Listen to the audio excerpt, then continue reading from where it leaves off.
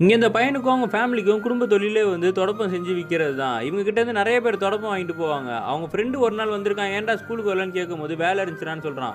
அவன் ஃப்ரெண்டு கிட்ட இருக்க செருப்ப பார்த்தோன்னே, "புதுசா இருக்கேடா, நல்லா இருக்குன்னு" இவனுக்கும் அந்த செருப்பு வாங்கணும்னு ஆசையா வருது.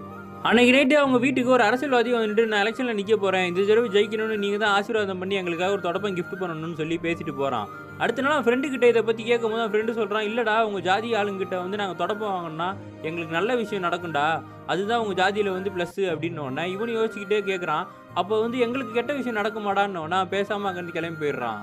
இந்த பையன அவங்க ஊர்லயே ஒரு பெரிய பணக்கார வீட்டுக்கு சாப்பிட கூப்பிட்டுருக்காங்க. இவனும் போய் அங்க உட்கார்றான். அவனுக்கு வந்து மரியாதைலாம் செலுத்தி சாப்பாடு குடுத்துட்டு, கெளம்பும்போது அவனுக்கு ஒரு ட்ரெஸ்ஸும், ஒரு செருப்பும் குடுத்து விடுறாங்க. அத எடுத்துட்டு வீட்டுக்கு போகும்போது அவங்க அக்கா பாத்துடுறாங்க. "என்னடா அது பேக்லன்னு?" கேட்குறாங்க. "ஒரு வீட்டுக்கு சாப்பிட போனேன். இந்த கிஃப்ட் பண்ணாங்க. தொடப்பம் மட்டும் கேட்டாங்க" அப்படின்னோன, அவங்க அக்கா டென்ஷன் ஆகி திட்டுறாங்க. அவங்க அப்பாவும் திட்டுறாரு இவன.